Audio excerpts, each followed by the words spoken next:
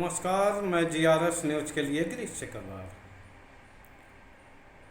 आज के इस ब्लॉग में मैं बात करूंगा राष्ट्रीय स्वयंसेवक संघ की।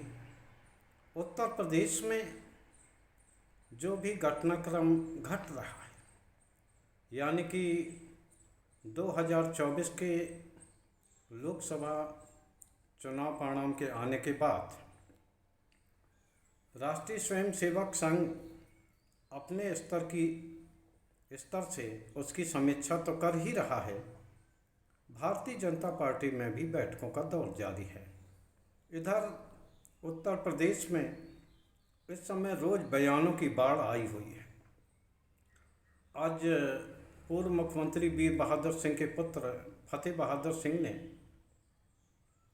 एक तरह का बयान दिया, जिसको लेकर ही बहुत ज़्यादा राजनीतिक सरगर्मी रही, क्योंकि उन्होंने अपनी हत्या किए जाने का आरोप लगाया। निश्चित तौर पर यह आरोप और किसी पर नहीं बल्कि मुख्यमंत्री योगी आदित्यनाथ पर। जिस तरह से केशव प्रसाद मौर्य और ब्रजेश पाठक योगी आदित्यनाथ की कैबिनेट बैठकों से दूरी बनाए हुए हैं, निश्चित तौर पर इस घटना को और प्रदेश कार्य समिति में कही गई बातों को भी राष्ट्रीय स्वयंसेवक संघ ने गंभीरता से लिया है। केशव प्रसाद मौर्य ने जो भी बयान दिए, उसके बाद दिल्ली में उनकी समझाइश हुई। उसके बाद भी जिस तरह से उत्तर प्रदेश में नई नई घटनाएं बयानबाजी आ रही हैं, उसने निश्चित तौर पर राष्ट्रीय स्वयंसेवक संघ को भी चिंता में डाल दिया। आप सभी लोग जानते हैं कि 10 सीटों पर उपचुनाव है, जो कि 2-3 महीने बाद होना है। आज मुजफ्फरनगर मामले को लेकर भी एनडीए में फूट पड़ी दिखाई दी। रालोद और जदयू ने कांवड़ यात्रा मार्ग पर खान पान की दुकानों, फलों के ठेले पर नाम लिखे जाने को अपनी आपत्ति दर्ज कराई है। बसपा सुप्रीमो ने इसको सामाजिक सौहार्द के लिए खतरा बताया है और सरकार से निवेदन किया है कि वो अपने इस आदेश को वापस ले। इधर योगी आदित्यनाथ अपने आदेश पर जो कि प्रशासन ने किए हैं उस पर अड़ से गए हैं। लिहाजा बहुत ज़्यादा राजनीति उत्तर प्रदेश की गरमाई हुई है। रोज छोटी छोटी बातों पर ब्रेकिंग खबरें चलने लगती हैं कि कुर्सी अब गई तब गई। हालांकि दिल्ली से स्पष्ट संकेत दे दिए गए थे कि योगी आदित्यनाथ मुख्यमंत्री बने रहेंगे और उन्हें उत्तर प्रदेश में फ्री हैंड दिया जाएगा। लेकिन संभवतः लगता है कि दिल्ली में समझाइश के बावजूद केशव प्रसाद मौर्य मानने को तैयार नहीं है। इन्हीं सब गतिविधियों को देखते हुए राष्ट्रीय स्वयंसेवक संघ ने कल और परसों यानी 20 जुलाई और 21 जुलाई को एक बहुत बड़ी बैठक, या यूँ कहेंगे कि पंचायत, जिसमें कि उत्तर प्रदेश के टॉप 5 यानी कि मुख्यमंत्री, दोनों उप मुख्यमंत्री और प्रदेश अध्यक्ष भूपेंद्र चौधरी और धर्मपाल सिंह, जो कि राष्ट्रीय स्वयंसेवक संघ के ही संगठन मंत्री जो हैं, वो इस बैठक में उपस्थित रहने वाले हैं। निश्चित तौर पर केशव प्रसाद मौर्य प्रयागराज में अपना दौरे पर जाने वाले थे, लेकिन संघ की ओर से इस तरह की खबर मिलते ही उनके दौरे भी रद्द हो गए हैं और राष्ट्रीय स्वयंसेवक संघ ने स्पष्ट तौर से ये टाइप 5 को ये आदेश दिया है इस तरह से कि वो लखनऊ में ही उपस्थित रहें। 2 दिन राष्ट्रीय स्वयंसेवक संघ इस मामले पर चिंतन मनन करने के बाद अपना आदेश सुनाएगी कि आखिर किस प्रकार लोकसभा चुनाव में हार के बाद उपचुनाव में जिस प्रकार से ये स्थिति राजनीतिक बयानबाजियों के बाद बिगड़ती जा रही है और जिस सरकार को दूसरी कार्यकाल तक कठोर सरकार, कड़े निर्णय वाली सरकार का छवि बनी थी, उस छवि को बुलडोजर से रोकने और डिजिटल हाजिरी को स्थिर करने के बाद एक ऐसी सरकार की छवि बन रही है जो कि जनता के निगाह में कमज़ोर सरकार मानी जाती है।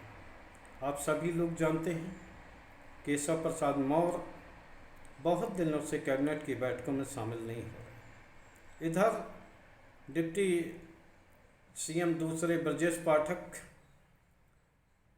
बरसात के बाद फैलने वाले संचारी रोग और उनको दृष्टिगत रखते हुए योगी आदित्यनाथ ने एक निर्देश जारी किया था कि अभी जनपद के किसी भी सीएमओ को हटाया न जाए जिससे कि बीमारियों और आपदा की स्थिति में शीघ्र से शीघ्र लोगों को सहायता दी जा सके। लेकिन संभवतः ऐसा लगता है कि ब्रजेश पाठक ने मुख्यमंत्री के इस सुझाव को अपने अधिकारों में खलल माना और उन्होंने झट से एक लिस्ट सीडीओ की स्थानांतरण वाली प्रेस में भी रिलीज कर दी, जिसको लेकर भ्रम की स्थिति फैली। अभी हाल में 2 दिन पहले जब मुख्यमंत्री ने यह कहा हो कि अब तबादले नहीं होंगे स्वास्थ्य विभाग में, और इधर उनके ही स्वास्थ्य मंत्री ने तबादले की सूची जारी कर दी। न सिर्फ प्रशासन में बल्कि आम जनता में भी इस बात को लेकर भ्रम की स्थिति फैल गई। आप सभी लोग जानते हैं कि जो 2024 का लोकसभा परिणाम है वो बहुत ही अनपेक्षित रहा है। इसमें राम मंदिर, जिसे कि भारतीय जनता पार्टी अपना आइडियल आइकॉन मानती थी, वहाँ किस प्रकार से समाजवादी पार्टी ने उनको हरा दिया है। इस समय जो उपचुनाव होने वाले हैं वो भी बहुत कड़े होंगे, क्योंकि लगभग सभी विपक्षी दल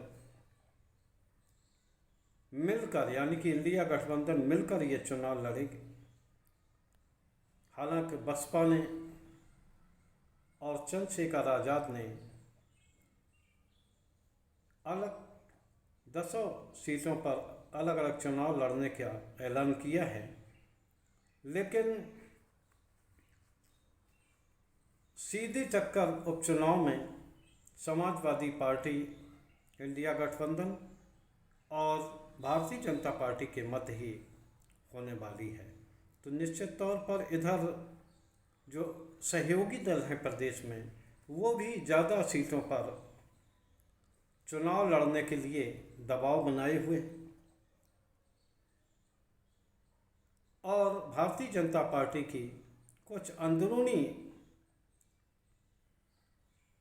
जो राजनीति है, अंदरूनी जो बगावत है, उससे निपटने के लिए राष्ट्रीय स्वयंसेवक संघ खुद ही अपनी ओर से ये पहल कर रहा है। देखना यह है कि इन 2 दिनों में आखिर क्या निष्कर्ष निकलता है। आप सभी लोग जानते हैं कि संभवतः उपचुनाव के बाद प्रदेश के बीजेपी अध्यक्ष भूपेंद्र चौधरी अपने पद से संभवतः इस्तीफा देंगे, क्योंकि उन्होंने, या यूँ कहिए केंद्रीय हाईकमान ने उन्हें लोकसभा की हार अपने सिर लेने के लिए तैयार कर लिया है। पहले उन्होंने योगी आदित्यनाथ पर ठीकरा फोड़ने की कोशिश की थी, लेकिन उनके सफाई पेश करने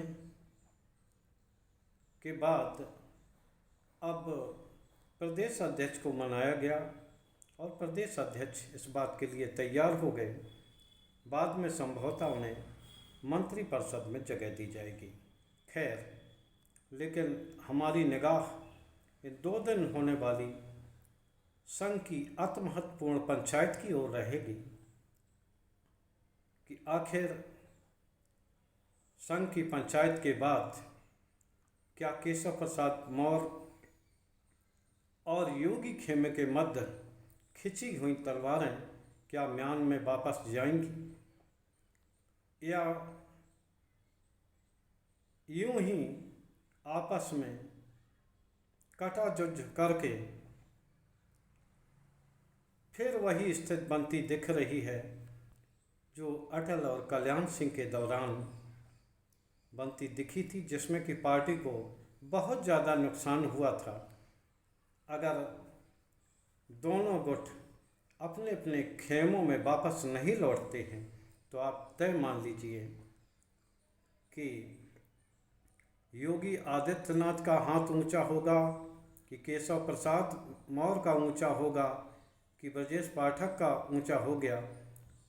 ये देखने वाली बात तो बाद में रहेगी, लेकिन पार्टी का जो नुकसान होगा वो तीनों लोग या पूरी पार्टी मिलकर उसकी भरपाई नहीं कर पाएगी।